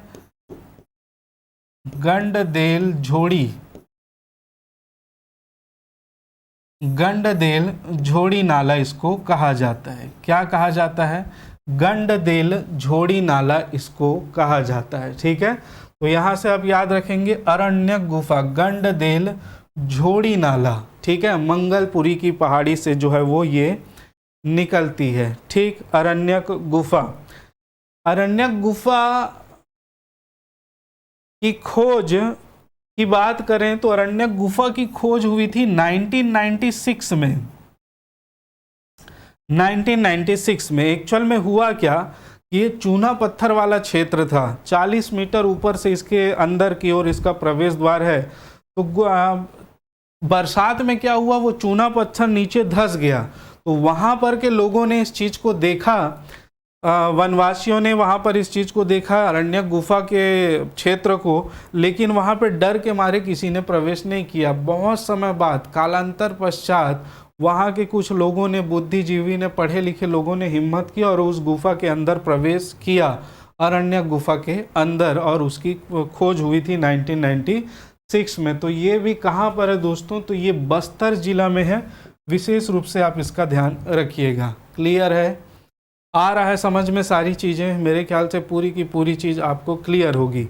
1 मिनट रुकिएगा, बस मैं पानी पी लूँ, फिर आगे चलते हैं मित्रों, ठीक है। चलिए, हाँ, तो हम लोगों ने बात कर ली अरण्यक गुफा के बारे में। इसके अलावा यहाँ पर कांगेर गुफा भी है, कांगेर करपन गुफा, सिद्ध गुफा, देवगुरी गुफा। मैं लिख भले ही साइड दिया हूँ, ये सभी कांगेर घाटी राष्ट्रीय उद्यान, कांगेर वैली जो है, कांगेर में जो पहाड़ियों का विस्तार है वहाँ पर ही मिलेगा। कांगेर गुफा, कांगेर करपन गुफा, सिद्ध गुफा और देवगिरी की गुफा, ठीक है। तो ये कांगेर घाटी राष्ट्रीय उद्यान से संबंधित जितनी भी जानकारी थी और गुफाओं के संबंध में जितनी भी जानकारी थी, हम लोगों ने पूरी तरह से अध्ययन कर लिया, जो आपके लिए इम्पोर्टेंट था, ठीक। चलिए आगे चलते हैं। हाँ, ये चीज़ें मैंने पहले ही बताया था। कांगेर घाटी नेशनल पार्क, यहाँ पर जाने के लिए आपको कुटुमसर गुफा में जाने के लिए चीज़ें देखने को मिलेगी। यहीं पर साइड में ही देखेंगे तो डियर पार्क, जो जिसकी मैंने बात की थी, डियर पार्क मौजूद है। और वहीं से गुपन सर की पहाड़ी तक ये आपको ले जाएंगे और वहीं गुपन सर की पहाड़ी से ही जो है वो कुटुमसर गुफा में जाने का जो है वो मार्ग है, ठीक। आप गए होंगे तो आप बहुत अच्छे से जानते होंगे। ठीक है, घाटियाँ की बात करें तो मैंने बताया था कई सारी घाटियाँ आपको देखने को मिलेगी, जिसमें मुख्य रूप से विनता घाटी है। ठीक है, जिसको छत्तीसगढ़ में बस्तर का कश्मीर कहते हैं, बहुत ही सुंदर जगह माना जाता है, सबसे अच्छी घाटी है। और इसके अलावा कांगेर घाटी राष्ट्रीय उद्यान में, और दरभा घाटी जहाँ से अभ्रक की प्राप्ति होती है, दरभा घाटी जो है वो, 3 प्रकार की घाटियाँ हम यहाँ पे देख सकते हैं। ठीक है, ये देखिए घाटी, कांगेर घाटी का छोटा सा चित्र है। वैसे आपको इसमें से सभी पहाड़ और पर्वत एक ही जैसे लगेंगे, मगर फिर भी विजुअल चीज़ें ज़्यादा ध्यान में रहती हैं।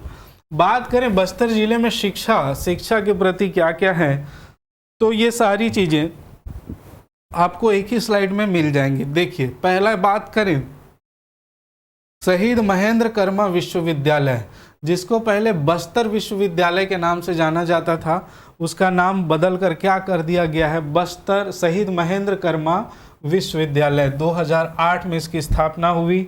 इसके अलावा बात करें स्वर्गीय बलीराम कश्यप शासकीय चिकित्सा महाविद्यालय, 2006 में स्थापित। स्वर्गीय late Shri Baliram Kashyap government medical शासकीय चिकित्सा महाविद्यालय। इसके अलावा यहाँ पर क्या है, तो यहाँ पर है गुंडाधूर कृषि महाविद्यालय। क्या है, गुंडाधूर कृषि महाविद्यालय।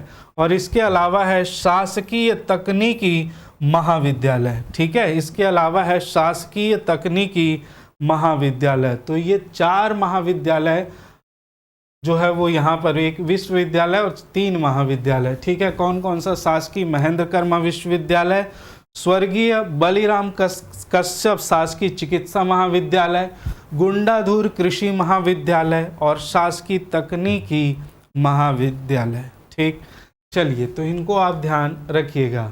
नेक्स्ट बात करें जगदलपुर के बारे में। ठीक, आ गया हमारा जगदलपुर। जगदलपुर बहुत ही महत्वपूर्ण जगह है मित्रों। जगदलपुर के बारे में कई सारी किंवदंतियां और कई सारे फैक्ट्स आपको देखने को मिलेंगे, जानने को मिलेंगे, समझने को मिलेंगे। तो सबसे पहले बात करें जगदलपुर का नाम। जगदलपुर का प्राचीन नाम था जगदूगुड़ा। क्या नाम था, जगदूगुड़ा। अब हम लोग देखें प्राचीन काल से इसको जोड़ें तो ये बस्तर वाले क्षेत्र में सबसे पहले नल वंश के शासकों ने शासन किया।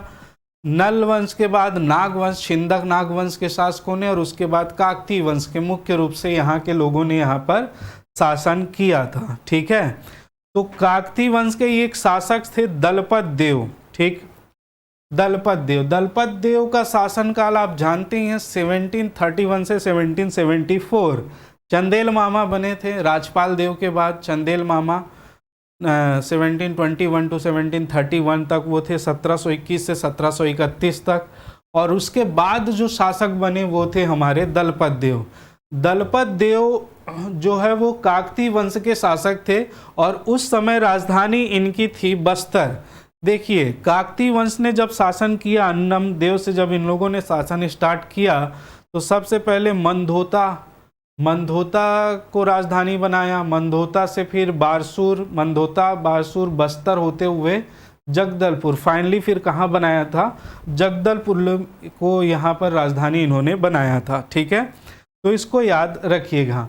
मंधोता से बारसूर हुआ, मंधोता से बस्तर, और बस्तर को राजधानी किसने बनाया था, पुरुषोत्तम देव ने, याद रखिएगा। ठीक है, मंधोता से राजधानी बस्तर बनाया था किसने, पुरुषोत्तम देव ने। अभी आगे पढ़ेंगे, 1468 टू 1534 तक उनका शासन था पुरुषोत्तम देव का। और उसके बाद राजधानी परिवर्तित किया था किसने, बस्तर से जगदलपुर दलपत देव ने, जिन्होंने जो है वो 1731 से 1774 ईस्वी तक शासन किया था।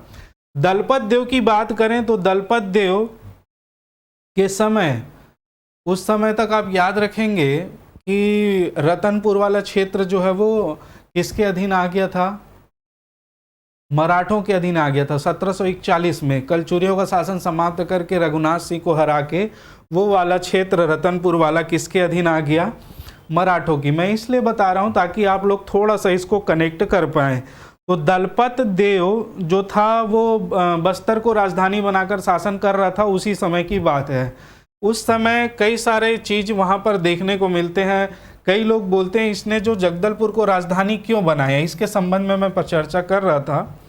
तो यहाँ पर एक चीज़ मिलता है जो मेन अथेंटिक मुझे प्रतीत होता है, बाकी आपकी इच्छा, कि इन्होंने जो है वो दलपत देव बस्तर से शासन कर रहा था, ठीक है, ऊपर से उसको राजधानी बनाकर शासन। वहाँ पर इसके जो सेनापति थे मराठों के, नीलू पंत ने आक्रमण कर दिया था। कहाँ पर? बस्तर वाले क्षेत्र में। जब बस्तर वाले क्षेत्र में नीलू पंत ने आक्रमण किया तो उसको जो है इन लोगों को डर बैठ गया था, क्योंकि ये वो सीधे सीधे आते ही वो सबसे पहले बस्तर पड़ता था और वहाँ पर बहुत आराम से इन लोग हमला कर सकते थे। तो इसने अपनी राजधानी चेंज करने के लिए जगदलपुर वाले क्षेत्र को चुना और इसने जगदलपुर क्षेत्र में जो है वो अपना राजधानी स्थापित किया था दलपत देव ने। इस प्रकार से कुछ मिलता है कहानी, ठीक। दूसरी चीज़ यदि देखें तो दूसरी चीज़ यहाँ पर बस्तर में वो निवास करते थे दलपत देव। अब दलपत देव और ये जो क्षेत्र था जगदलपुर, वो यहाँ पर एक जगदू महारा नाम का व्यक्ति रहता था, ठीक है, जगदू महारा। अब दलपत देव को ये वाला जो क्षेत्र था बहुत ही सुंदर जगह था, ठीक है, चारों ओर प्रकृति से घिरा हुआ क्षेत्र था और एक सेफ जगह था। पहाड़ पर्वत उतने ज़्यादा यहाँ आसपास नहीं थे, मतलब जगदलपुर वाले क्षेत्र में, तो इनको बहुत ही अच्छा लगा जगह। तो इन्होंने जगदू महारा नाम का व्यक्ति था, इस जगदू महारा से इस क्षेत्र को खरीदा, ठीक है, कुछ क्षेत्र को, यहाँ पर जगदलपुर वाले क्षेत्र को। तो इसका नामकरण क्या रखा जाए? जगदूगुड़ा था, ठीक है, पहले इसका नाम क्या था? जगदूगुड़ा था। तो इसको नाम किस प्रकार से रखा जाए, इस पर चर्चा चली। तो यहाँ पर आप याद रखेंगे जो दलपत देव का जो दल था और जगदूगुड़ा का जो जग था, दोनों को मिला दिया गया और पुर कहते हैं नगर को। पुर किसको कहते हैं? नगर को। इस प्रकार से इस क्षेत्र का जो नाम पड़ा वो क्या पड़ा? जगदलपुर। दोनों का नाम भी समाहित हो गया और नगर का नगर भी समाहित हो गया। इस प्रकार इस क्षेत्र का जो नामकरण हुआ था जगदलपुर हुआ था। दूसरी चीज ये मिलती है। तीसरा चीज आप याद रखेंगे, एक कलचुरी कालीन जो सामंत था जगपाल देव, ठीक है, कलचुरी कालीन सामंत जगपाल देव था, उसने इस क्षेत्र को बसाया था। किसको? जगदलपुर वाले क्षेत्र को। ये किंवदंतियां हैं मित्रों, मैं पहले ही बता चुका हूं कि यहाँ पर जो बहुत सारी हमारे इतिहासकार हैं उन लोगों ने अपने अपने हिसाब से अनुमान लगाया है, ठीक है। तो यहाँ पर इसने इस क्षेत्र को बसाया था और इस क्षेत्र का नाम रखा था जगपालपुर। क्या रखा था? जगपालपुर, जो बाद में चलकर क्या हो गया? जगदलपुर हो गया, ठीक है। जगपाल देव ने क्षेत्र को बसाया इसलिए इसका नाम रखा जगपालपुर और बाद में ये चलकर क्या हो गया? जगदलपुर हो गया था। तो इस प्रकार से कई सारी चीज़ें आपको मिलेंगी। खैर, हमको जो किंवदंतियां हैं कभी नहीं पूछी जाएंगी, इसलिए याद रखना। लेकिन आप तीनों चारों चीज़ों को याद रखिए जो मैंने बताया इसके नामकरण के संबंध में, ठीक है। चलिए, तो ये तो हुआ इसके नामकरण के संबंध में। अब देखें चौराहों का नगर। जब हम लोग देखें 18वीं शताब्दी के उत्तरार्ध में, 18वीं सदी के उत्तरार्ध में देखें, एक राजा हुए काकतीय वंश के राजा रुद्र प्रताप देव। राजा पुत्र रुद्र प्रताप देव ने जगदलपुर में नगर नियोजन किया और इसको चौराहों के नगर के रूप में विकसित किया था। किसने? राजा रुद्र प्रताप देव ने। इसीलिए इसे चौराहों का नगर कहा जाता है। क्या कहा जाता है? चौराहों का नगर कहा जाता है। किसको? जगदलपुर को, ठीक है। जगदलपुर को चौराहों का नगर कहा जाता है, याद रखिएगा। चलिए, इसके बाद देखें, यहीं पर दंतेश्वरी माता का मंदिर स्थित है राजमहल के अंदर, ठीक है। यहाँ एक पहले ही बताया काकतीय वंश का शासक था।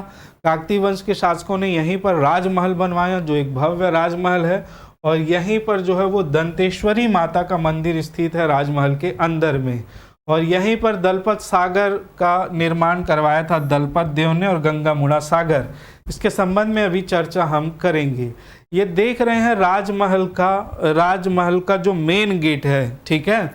अभी बताया राजमहल है, ये राजमहल का मेन गेट है। आप अगर गए होंगे तो जानते होंगे। और इसी गेट में जब यहाँ से आप अंदर जाएंगे तो यहाँ पर ये मंदिर आप देख रहे हैं, इधर से गेट है और ये मंदिर बना हुआ है राजमहल के अंदर में, ठीक है। माँ दंतेश्वरी मंदिर है और यही इसी मंदिर से ही जो है वो गोंचा पर्व का प्रारंभ होता है, ठीक है। इस बात को आप याद रखिएगा। गोंचा पर्व, बस्तर दशहरा भी फेमस है। बस्तर का दशहरा जो 75 डेज का होता है। मैंने बात किया गोंचा पर्व का। गोंचा पर्व भी यहीं पर किसने प्रारंभ किया था? पुरुषोत्तम देव। मैंने अभी बताया पुरुषोत्तम देव के संबंध में चर्चा करेंगे। पुरुषोत्तम देव काकतीय वंश का ही शासक था और इसने जो है 1468 1468 से लगाकर 1534 तक शासन किया। इसने पुरुषोत्तम देव ने।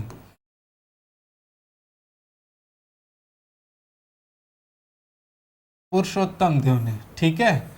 और ये जो है वो जगन्नाथ देव का अनन्य भक्त था। जगन्नाथ भगवान का, प्रभु का अनन्य भक्त था। इसने, पुरुषोत्तम देव ने मित्रों जगन्नाथपुरी तक की यात्रा जो है लेट कर की, ठीक है, पेट के बल लेटते लेटते की। और भगवान ने फिर आशीर्वाद स्वरूप वहाँ के जो राजा थे उनको स्वप्न में दर्शन दिए और पुरुषोत्तम देव को स्वागत करने के लिए कहा और बहुत सारी बातें कही। वो खैर हिस्ट्री की दृष्टि से आप उसको अलग से पढ़िएगा। तो पुरुषोत्तम देव जब वहाँ पर पहुँचे तो जगन्नाथपुरी के जो राजा थे, वहाँ के जो पुजारी थे, इनका भव्य स्वागत किया और इसे रथपति की उपाधि प्रदान की और 16 पहियों का एक रथ प्रदान किया। कितना? 16 पहियों का। और इसी रथ को लाकर इन 16 पहियों से 3 रथ का निर्माण किया। किसने? पुरुषोत्तम देव ने। और गोंचा पर्व, रथ यात्रा, रथ जूतिया जिसको कहते हैं, गोंचा पर्व का प्रारंभ किया था बस्तर में। किसने? पुरुषोत्तम देव ने, जिसका प्रारंभ यहीं से होता है, दंतेश्वरी मंदिर से, ठीक है। इसका भी आप याद रखिएगा। इसके अलावा हम बात करें, हाँ, मैंने दिखाया था दलपत सागर, ठीक है।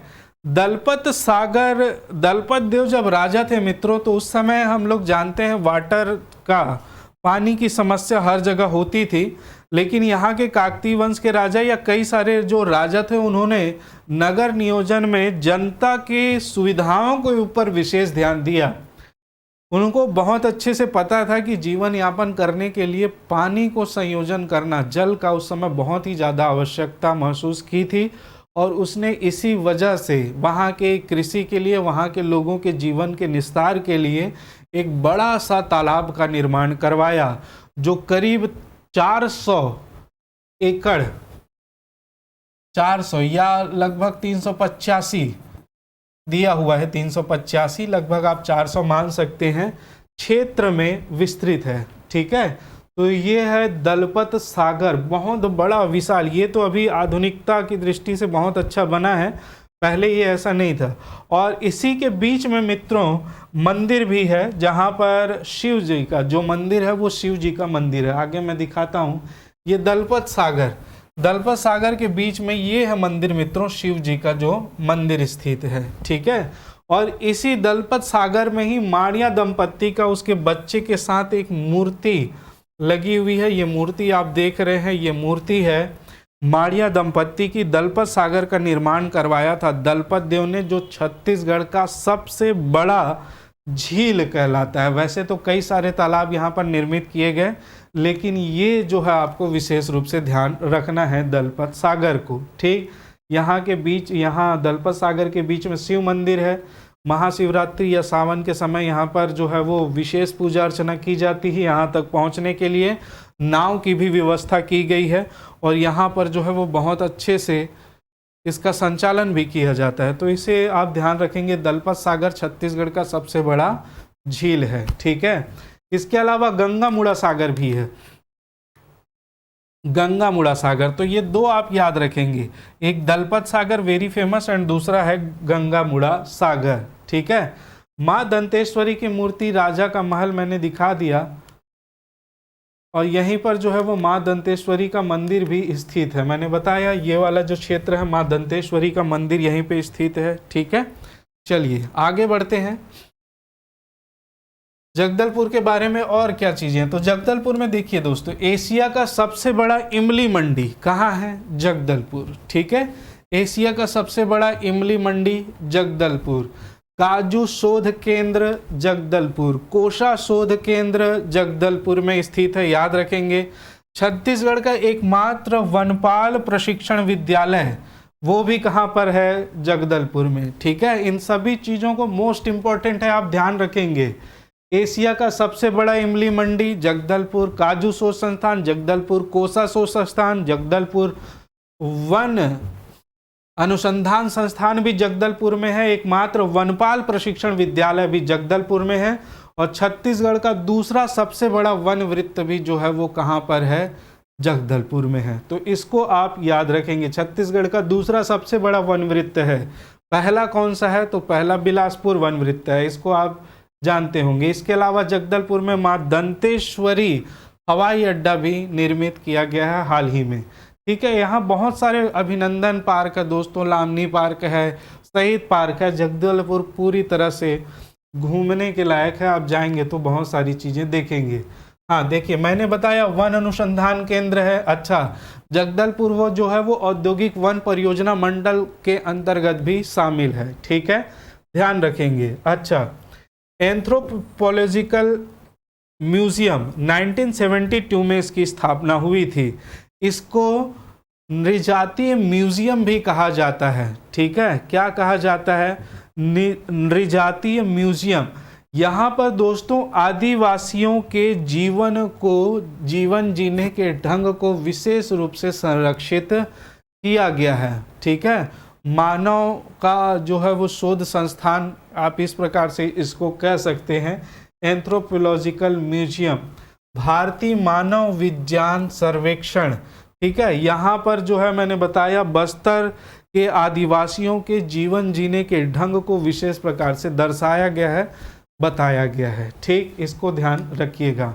इसके अलावा जिला पुरातात्विक संग्रहालय भी है, जिसका जो 1888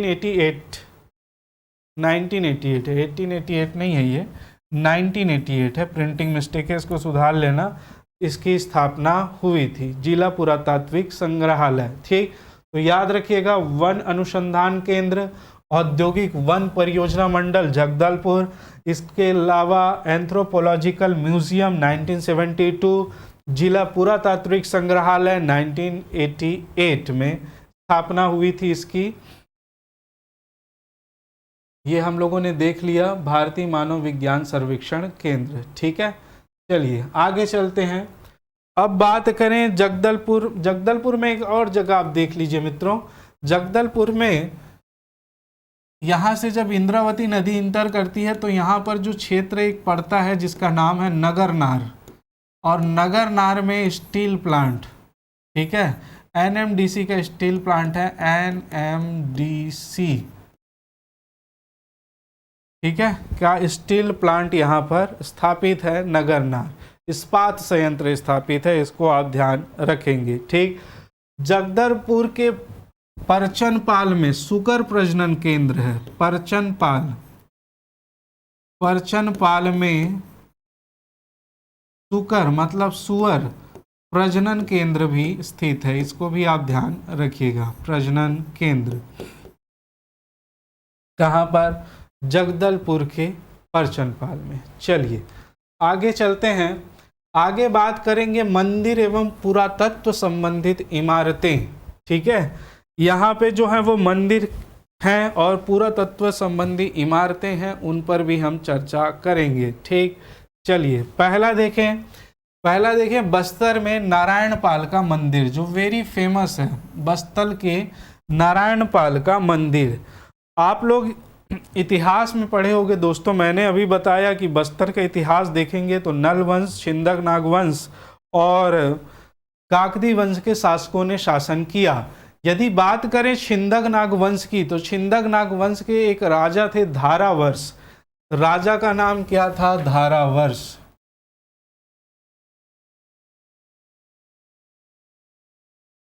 धारावर्ष की पत्नी थी गुंड महादेवी। और गुंड महादेवी और धारावर्ष का एक पुत्र था सोमेश्वर देव। सोमेश्वर देव, सोमेश्वर देव प्रथम के नाम से भी इसको जानते हैं। ठीक है, सोमेश्वर देव प्रथम के नाम से भी हम इसको जानते हैं। तो नारायणपाल मंदिर का जो निर्माण है वो बस्तर के नारायणपाल के मंदिर का निर्माण जो है इसकी माता के कहने पर करवाया गया था। सोमेश्वर देव की माता के कहने पर ऐसा कहा जाता है। लेकिन अभी आप हिंदी ग्रंथ एकेडमी की बुक देखेंगे तो इसमें सोमेश्वर देव की माता गुंड महादेवी और प्लस इसकी पत्नी जिसका नाम गंग महादेवी मिलता है, गंग महादेवी, इन दोनों के कहने पर सोमेश्वर देव प्रथम ने यहाँ पर नारायणपाल मंदिर का निर्माण करवाया, जो कि एक विष्णु मंदिर है। क्या है? एक विष्णु मंदिर है। इसको ध्यान में रखेंगे। नारायणपाल का मंदिर बस्तर के अंतर्गत बहुत ज़्यादा फेमस है। ठीक है, विष्णु मंदिर सोमेश्वर देव प्रथम ने जो है वो इसका निर्माण करवाया था। याद रखिएगा, 11वीं 12वीं शताब्दी ईस्वी की बात है। हाँ, 1100-1200 के आसपास इन लोग करवाया था। ठीक है, ध्यान रखेंगे। इसके बाद देखिए यहाँ पर हम बात करें तोकापाल वाले क्षेत्र में तो ढोढरेपाल का विश्वकर्मा मंदिर, बस्तर क्षेत्र में एकमात्र विश्वकर्मा मंदिर। ढोढरेपाल में 3 मंदिरों का जो है वो समूह मिला था दोस्तों, लेकिन एक मंदिर जो है वो क्या हो गया, पेड़ की जड़ पेड़ के तने में आ गया और वो पूरी तरह से नष्ट हो गया। 2 मंदिर बचे हैं। दोनों मंदिर में शिवलिंग की प्रतिमा स्थापित है, लेकिन वहाँ पर विश्वकर्मा मंदिर भी मिला है ढोढरेपाल में। ठीक है, ढोढरेपाल का विश्वकर्मा मंदिर, ये नारायणपाल मंदिर है। आप देख रहे हैं बहुत ही भव्य है। ठीक है, नारायणपाल मंदिर आप जाएंगे तो आपको बहुत ही आनंद आएगा। ये ढोढरेपाल का विश्वकर्मा मंदिर, बहुत दिनों तक इसकी मूर्ति के संबंध में, ये जो चित्र है उसके संबंध में जानकारी नहीं मिल पाई थी, लेकिन बाद में जब विशेष रूप से देखा गया तब पता चला कि ये विश्वकर्मा जी का मंदिर है। और इन मंदिरों में दोस्तों शिवलिंग भी स्थापित है। इसको ध्यान रखेंगे, अंदर क्या है, शिवलिंग है। ठीक है, ढोढरेपाल का विश्वकर्मा मंदिर, तो इसे आप ध्यान रखिएगा। नेक्स्ट देखिए गुढ़ियारी केसरपाल, यहीं पर स्थित है जहाँ पर एक शिव मंदिर है। घुमरमुंडपारा में भी शिव मंदिर स्थित है। ठीक, इसके अलावा सिंघईगुड़ी शिव मंदिर है और छिंद गांव का शिव मंदिर, ये सभी शिव मंदिर हैं दोस्तों जिसको आपको ध्यान रखना है। ठीक, इसके इन मंदिरों के संदर्भ में भी अपना अपना एक अलग अलग इतिहास है, लेकिन हम उसी इतिहास में नहीं जाना चाहेंगे क्योंकि हमको अपने एग्ज़ाम की दृष्टि से फोकस करनी है। नॉलेज अथाह है और इस अथाह नॉलेज में आप अलग अलग गलत चीज़ों में पढ़ेंगे तो बहुत सारा दिक्कत होगा, क्योंकि आपके पास वृहद सिलेबस होता है पढ़ने के लिए। ठीक है, तो मैं उतनी ही जानकारी आपके पास रख रहा हूँ जितने में आपको आराम से सारी चीज़ें बहुत ही अच्छे से समझ में आ जाएं। ठीक, तो गुढ़ियारी का केसरपाल का शिव, गुढ़ियारी केसरपाल में भी शिव मंदिर, उसको याद रखेंगे। घुमरमुंडपारा का शिव मंदिर, उसको ध्यान रखिएगा। एक है विशेष जो आप देखेंगे चिंगीतराई का शिव मंदिर, और सिंघईगुड़ी छिंद गांव का शिव मंदिर भी बस्तर जिले में स्थित है, इसको भी ध्यान रखिएगा। चिंगीतराई का शिव मंदिर, चिंगीतराई एक जगह है, उस जगह के पास दोस्तों एक तालाब है। ठीक है, और चिंगीतराई का अर्थ ही होता है देवताओं का तालाब। चिंगीतराई का क्या अर्थ होता है, देवताओं का तालाब।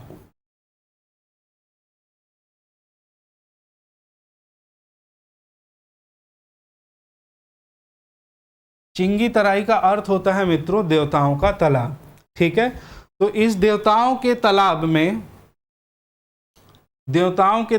देवता यहाँ पर स्नान करने आते थे, ऐसा कहा जाता है। ठीक है, देवताओं के तालाब के नाम से जाना जाता है।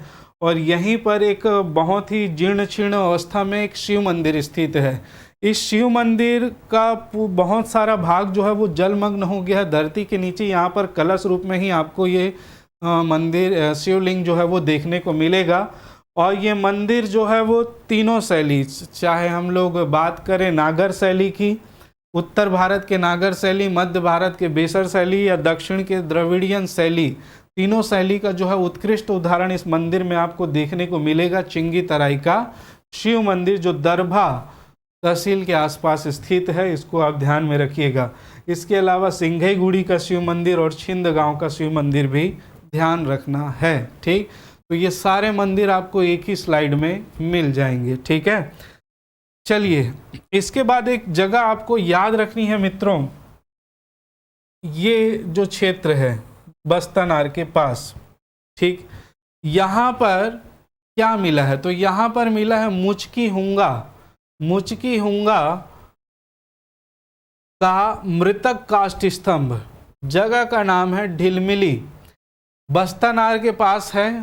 ठीक है, मुचकी हुंगा का मृतक काष्ठ स्तंभ ढिलमिली। ठीक, इसमें दोस्तों इस स्तंभ पर आदिवासियों के जीवन के कुछ पहलू उकेरे गए हैं। इस स्तंभ पर, मृतक स्तंभ पहले भी लगाते थे, आप जानते हैं। ठीक है, और इन मृतक स्तंभ में इन लोग कई प्रकार की नक्काशी करते थे, अपने जो है वो बोंगावाद और जो गोत्र समूह हैं, अपने चिन्ह हैं, ये सारे चिन्ह भूत प्रेत देवी देवताओं के, ठीक है, उकेरते थे। और इन्हीं चिन्हों से अपने जीवन का ढंग, और कई लोग अपने जीवन से संबंधित चीज़ें भी बनाते थे। तो अलग अलग प्रचलित है ताकि ये बहुत समय तक लोगों को याद रहे। हमारी उस समय लेखन प्रचलन का इतना विकास नहीं हुआ था मित्रों, तो क्या करते थे, चित्र के माध्यम से कुछ आकृति बनाकर इन चीज़ों को संरक्षित रखने का प्रयास किया जाता था कि इनको लॉन्ग टाइम तक याद रखे। और वैसे ही ये मृतक काष्ठ स्तंभ है, अगर कोई विशेष लोग, जैसे मुचकी हुंगा का मृतक काष्ठ स्तंभ है ढिलमिली में, विशेष थे जो मर गए, तो उनके याद में ये चीज़ बनाई गई थी मृतक काष्ठ स्तंभ। ये ढिलमिली बस्तर जिले के अंतर्गत ही आता है, और ये इसको संरक्षित रखने का प्रयास किया गया कि ये विशेष व्यक्ति थे, इसको आप याद रखेंगे लॉन्ग टाइम तक, इस प्रकार का इनका सोच रहता था। ठीक है, तो हम लोगों ने देख लिया है नारायण पाल का मंदिर। इसके अलावा एक और देखेंगे मित्रों, जो मेन है बुरुंग पाल का 1992 में स्थित संविधान मंदिर। ठीक है, संविधान मंदिर में संविधान के 5वीं अनुसूची की जो चीज़ें यहाँ पर लिखी हुई आपको मिलेगी। कहाँ पर? संविधान मंदिर बुरुंग पाल की। ठीक, और ये है वो संविधान मंदिर मावली भाटा में स्थित है। और ये देखिए, भारतीय संविधान की 5वीं अनुसूची के तहत संपूर्ण बस्तर में अनुसूचित क्षेत्रों पर अधिनियम पंचायत उपबंध के अंतर्गत लागू है। इस प्रकार की चीज़ें लिखी हुई है। और सभी लोग, ये इस गांव के सभी लोग जो हैं वो क्या करते हैं, संविधान की पूजा करने के पश्चात ही अपने कार्य का प्रारंभ करते हैं। ठीक है, तो ये संविधान मंदिर एकमात्र मंदिर स्थित है बस्तर जिले में। ठीक, तो इसको भी आप ध्यान रखिएगा। ढोढरेपाल का विश्वकर्मा मंदिर, इसके बारे में हम लोगों ने चीज़ें देख ली थी। ये देखिए गुढ़ियारी, गुढ़ियारी का जो है वो शिव मंदिर दोस्तों, गुढ़ियारी बस्तर जिले में है। गुढ़ियारी का शिव मंदिर, शिवलिंग स्थापित है। ये भी थोड़ी जीर्ण शीर्ण अवस्था में है, जिसे संरक्षित रखने का प्रयास किया जा रहा है।